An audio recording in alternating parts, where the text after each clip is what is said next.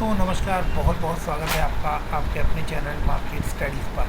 बात कर रहे हैं डिक्सन टेक्नोलॉजीज़ की, इंडिया की मल्टीनेशनल कंपनी जो कि इलेक्ट्रॉनिक मैन्युफैक्चरिंग सर्विस कंपनी है।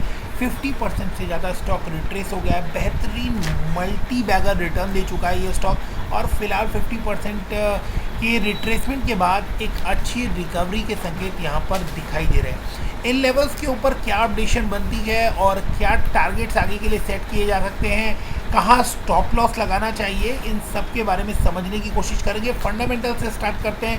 23,000 करोड़ की मार्केट कैप नज़र आ रही है। पी वैल्यूएशन वाइज और प्राइस टू बुक वैल्यूएशन के वाइज आपको ये स्टॉक अभी भी काफ़ी प्रीमियम के ऊपर ट्रेड करता हुआ नज़र आता है। हालांकि आरओई और आरओसी दोनों ही 20% से ऊपर के हैं और बहुत ही डिसेंट आपको यहाँ पर नज़र आ रहे हैं।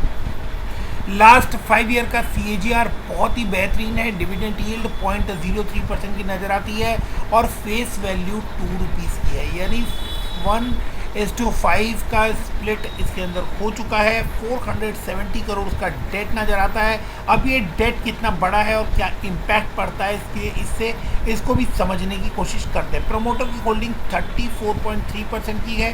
हालांकि प्रमोटर की होल्डिंग जो है वो अब आपको स्लाइटली डिक्रीज होती हुई नज़र आ रही है। एक बार फिर स्टॉक ने अपनी 50 DMA को वापस अटेन कर लिया है, वापस पा लिया है। अब इन लेवल्स के ऊपर ये होल्ड कर पाता है या नहीं कर पाता है। यहाँ पर आप देख रहे हैं कि 50 DMA को क्रॉस किया था, लेकिन वहाँ पर वापस से रेजिस्टेंस फेस किया और आप देख सकते हैं स्टॉक जो है उसके बाद 50 DMA को काफ़ी रेजिस्टेंस फेस हो रहा था। एक बार फिर 50 DMA क्रॉस हुआ है। ये रैली का आगे कितनी आगे बढ़ती है इसको समझने की कोशिश करेंगे। कंपनी अच्छा क्वार्टर एक्सपेक्ट कर रही है। 32% का CAGR है लास्ट 5 ईयर्स में, और कंपनी की मीडियम सेल्स ग्रोथ काफ़ी अट्रैक्टिव नज़र आती है 34% के आसपास। अपने सेक्टर का मार्केट लीडर है और एक बहुत बड़ा मार्केट कैप होल्ड करता है। मार्केट लीडर के होने के साथ साथ ही स्टॉक जो कि 23 टाइम्स ट्रेड कर रहा है, और प्रमोटर की होल्डिंग एक कंसर्न बनी हुई है जिसको समझने की कोशिश करते हैं। यहाँ पर आप देखेंगे तो सेल्स जो है वो मार्च क्वार्टर में थोड़ा डाउन होती हुई दिखाई दी है। बावजूद इसके आपको प्रीवियस कुछ दिनों में देखेंगे तो स्टॉक 15 से 16% तक राइज हो चुका है। हालांकि बहुत ज़्यादा गिरावट इसके अंदर हो गई थी, ये भी एक रीज़न है कि स्टॉक जो है वो वापस आता हुआ दिखाई दे रहा है, और लोअर लेवल से आपको इसके अंदर बाइंग लौटती हुई नज़र आ रही है। दिसंबर 21 में 3,073 करोड़ का सेल्स देखने को मिली थी, वो 2,953 उसी के आसपास है। स्लाइटली आपको सेल्स के अंदर डिक्रीज देखने को मिल रहा है, लेकिन ऑपरेटिंग मार्जिन जो हैं वो आपको बढ़ते हुए नज़र आ रहे हैं। 103 से 118 करोड़, और लास्ट मार्च 21 से बात करें तो 80 करोड़ के कंपैरिजन में 118 करोड़ का ऑपरेटिंग प्रॉफिट देखने को मिल रहा है। नेट प्रॉफिट की बात करें तो 46 करोड़ के कंपैरिजन में वापस से 63 करोड़ का प्रॉफिट देखने को मिल रहा है। मार्च 21 में 44 करोड़ का प्रॉफिट था, मार्च 22 में 63 करोड़ का क्वार्टरली प्रॉफिट यहाँ पर देखने को मिल रहा है। ईयरली परफॉर्मेंस काफ़ी सुधरती हुई नजर आई और बहुत ही बेहतरीन परफॉर्मेंस ईयरली बेसिस पर यहाँ में नज़र आ रही है। 5 डिजिट में रेवेन्यू जो है वो जाता हुआ नज़र आ रहा है। ऑपरेटिंग प्रॉफिट 380 के रेंज में, जो कि प्रीवियस सभी क्वार्टर से और सभी ईयर्स से आपको ज़्यादा देखने को मिल रहा है। नेट प्रॉफिट जो है वो अराउंड 200 करोड़ के रेंज में जाता हुआ दिख रहा है ईयरली बेसिस पर। इसके अलावा जब बैलेंस शीट आप देखते हैं तो बैलेंस शीट में आपको रिजर्व के साथ साथ बोरोइंग्स भी बढ़ती हुई नज़र आ रही है। तो ये एक चिंता का विषय है कि कंपनी जो है अपनी बोरोइंग्स किस लिए बढ़ा रही है, और इन बोरोइंग्स का वो कहाँ यूटिलाइजेशन करने वाली है, ये भी एक इम्पॉर्टेंट फैक्टर हो जाता है। आने वाले समय में इस चीज़ के ऊपर आपको फोकस बना कर रखना चाहिए। जो कंपनी अपना डेट रेगुलरली रिड्यूस कर रही थी 120 करोड़ से तकरीबन 40 करोड़ के रेंज में आपको डेट आता हुआ दिखाई दिया था, वो अब 500 करोड़ के रेंज में डेट आपको जाता हुआ नज़र आ रहा है, जो कि एक बड़ा कंसर्न है। हालांकि रिजर्व चुके हैं वो एग्जैक्टली इसके डबल के आसपास के आपको रिजर्व्स भी देखने को मिल रहे हैं।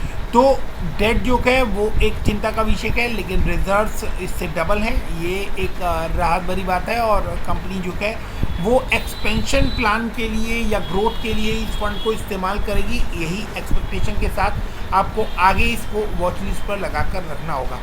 डेटा डेज काफ़ी इंप्रूव किए हैं, जो कि एक बहुत अच्छा साइन है। और डेटा डेज वो पीरियड होता है जिस पीरियड में किसी भी कंपनी का पैसा जो है वो रोटेशन में आता है। जो डेटर वो के पास जो माल बेचते हैं उससे जब पैसा आता है और वो जितने दिनों में वो रिकवरी आती है उसको डेटर डेज या क्रेडिट पीरियड बोलते हैं। तो डेटर डेज इम्प्रूव होते हुए नज़र आ रहे हैं 62 से 46। तो ये एक बेहतरीन चीज़ है कंपनी के लिए। और इसके अलावा अब शेयर होल्डिंग पैटर्न की बात करें तो शेयर होल्डिंग पैटर्न में स्लाइट डिक्रीज आपको रेगुलरली देखने को मिल रहा है 35% से 34.93, 34.52, 34.30। तो ग्रेजुअली प्रमोटर अपना स्टेक जो है वो धीरे धीरे सेल कर रहे हैं। एफआईआईज ने भी इस क्वार्टर में 2% के आसपास की बड़ी बिकवाली की है, 2% से ज़्यादा की बिकवाली की है। वहीं डीआईआईज ने थोड़ी खरीदारी वापस करना शुरू किया है, जो कि सितंबर में 8.74 था, दिसंबर में 7.60 और मार्च में वापस से थोड़ी बाइंग बढ़नी स्टार्ट हुई है और 7.98% आपको देखने को मिल रही है। पब्लिक के पास 41% का स्टेक है, जो कि 2% लास्ट क्वार्टर से बढ़ता हुआ नज़र आ रहा है। और ये एक बड़ा कंसर्न है, क्योंकि जब पब्लिक के पास स्टेक बढ़ता है तो आपको स्टॉक के अंदर वोलेटिलिटी थोड़ी ज़्यादा देखने को मिलती है। अब टेक्निकली चार्ट पर स्टॉक को समझने की कोशिश करते हैं। एक रेंज के अंदर फंसता हुआ नज़र आ सकता है स्टॉक आपको। फिलहाल इन लेवल्स पर रेजिस्टेंस भी फेस कर सकता है और 3950 या आप कहें कि 4000 के रेंज में स्टॉक आपको रेजिस्टेंस फेस करता हुआ नज़र आ सकता है। इन लेवल्स पर आप देख सकते हैं स्टॉक ने ऑलरेडी काफ़ी टाइम रेजिस्टेंस फेस किया है, तो ये एक स्ट्रॉन्ग रेजिस्टेंस पॉइंट यहाँ पर बनता हुआ नज़र आता है।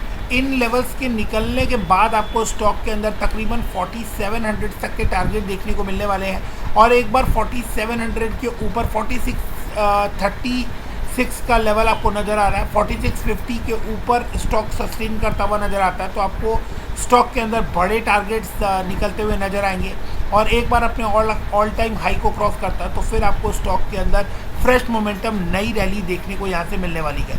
स्टॉक इस रेंज के अंदर फंसा हुआ है, 30 का जो है वो बेस बनाया है और काफ़ी बार आप देख सकते हैं यहाँ पर अब स्टॉक जो है वो सपोर्ट ले चुका है। मल्टीपल टाइम अब आपको रेजिस्टेंस की तैयारी भी यहाँ पर आती हुई दिखाई दे रही है और रेजिस्ट भी स्टॉक कर चुका है। तो 3870, 3890 का जो लेवल है ये निकलना बहुत ज़्यादा ज़रूरी है। इन लेवल्स के बाद आपको 4600 के लेवल्स पर एक रेजिस्टेंस देखने को मिलेगा। इन लेवल्स पर ऑलरेडी स्टॉक आप देखेंगे यहाँ पर रेजिस्टेंस फेस कर चुका है, तो एक अच्छे रेजिस्टेंस के तौर पर ये लेवल्स काम करते हुए नज़र आएंगे। और इन लेवल्स के ऊपर अगर स्टॉक रेजिस्ट नहीं करता तो फिर आपको स्टॉक में अच्छे वैल्यू एडिशन देखने को मिलेगा। यहाँ आप देखेंगे वॉल्यूम्स जो हैं वो आपको डिक्लाइन होते हुए दिख रहे हैं, तो वॉल्यूम्स का आना काफ़ी ज़रूरी है। एक बार अगर वॉल्यूम्स साथ देते हैं और आपको यहाँ पर एक तेज़ी देखने को मिलती है तो स्टॉक जो है वो आपको इन लेवल्स को क्रॉस करता हुआ नजर आएगा। जिस तरह के मोमेंटम में 15-16% का राइज़ आपको बॉटम से आता हुआ दिखा है, ये जो राइज़ है ये तकरीबन 4700 के लेवल्स पर इस स्टॉक को ले जाता हुआ नज़र आएगा। अगर स्टॉक यहाँ से रिट्रेस करता है, इन लेवल्स को तोड़ता है, यानी 30 के नीचे जाता है, तो फिर आपको स्टॉक में फ्रेश कमजोरी देखने को मिलेगी और तकरीबन 2750 रुपये के लेवल्स यहाँ पर देखने को मिल सकते हैं, जिन लेवल से एक अच्छी रिकवरी की चांसेस बनती हुई नज़र आएंगी, क्योंकि स्टॉक ने इन लेवल्स के ऊपर ऑलरेडी एक सपोर्ट लिया हुआ है। हालांकि 46.76 का RSI यहाँ पर देखने को मिल रहा है और जो RSI है वो लोअर लेवल से अच्छी रिकवरी ले चुका है, लेकिन यहाँ एक संकेत और मिल रहा है कि इन लेवल्स के ऊपर RSI जो है वो काफ़ी लंबे समय तक आपको रेजिस्टेंस फेस करता हुआ दिखाई दिया था, जिस वजह से चांसेस बनती हुई नज़र आ रही है कि इन लेवल्स के ऊपर आपको रेजिस्टेंस आता हुआ नज़र आ सकता है। अगर इन लेवल्स पर रेजिस्टेंस आता है तो फिर आपको क्या करना चाहिए, इसको समझने की कोशिश करते हैं। अगर स्टॉक 4000 के लेवल पर रेजिस्ट करता है तो अराउंड आप यहाँ पर देख सकते हैं स्टॉक जो है वो बेस बना रहा है तकरीबन 3400 के बीच में। तो इन लेवल्स के आसपास आता है तो फिर से आप एक बार इसके अंदर बाइंग स्टार्ट कर सकते हैं और यहाँ से आपको एक अच्छा अपसाइड देखने को मिल सकता है। तो 3200 के नीचे ही आपको इसके अंदर कमजोरी देखने को मिलेगी, इससे ऊपर स्टॉक के अंदर अच्छा मोमेंटम बना हुआ है, अच्छी तेज़ी बनी हुई है। सिंपल मूविंग एवरेज की बात करें तो 50 डे सिंपल मूविंग एवरेज जो है वो 4515 का बनता है। ये लेवल जैसे ही स्टॉक अटेन करता है तो आपको स्टॉक में एक अच्छी तेज़ी और नई फ्रेश तेज़ी, आपको नई रैली देखने को यहाँ से मिलेगी, लेकिन तब तक स्टॉक काफ़ी वॉलेटाइल रह सकता है। यानी स्टॉक में जो लेवल्स हैं वो तकरीबन 3200 रुपये से लेकर 4300 रुपये के बीच में स्टॉक आपको कुछ दिनों के लिए फंसा हुआ नज़र आता है। दोनों ही तरफ के जो सेगमेंट है वो आपको खुले हुए नज़र आते हैं। इसके नीचे कमजोरी है और यहाँ आप देखेंगे 4400 के ऊपर आपको स्टॉक काफ़ी मजबूती दिखा सकता है। वॉल्यूम्स और RSI अगर सपोर्ट करें तो इन लेवल्स के ऊपर आपको डेफिनेटली बाइंग कर चलना चाहिए। वीडियो आपको अच्छा लगा हो तो वीडियो को लाइक और चैनल को सब्सक्राइब करना ना भूलें। मिलते हैं अगले वीडियो में, तब तक के लिए stay fit, stay healthy, stay invested.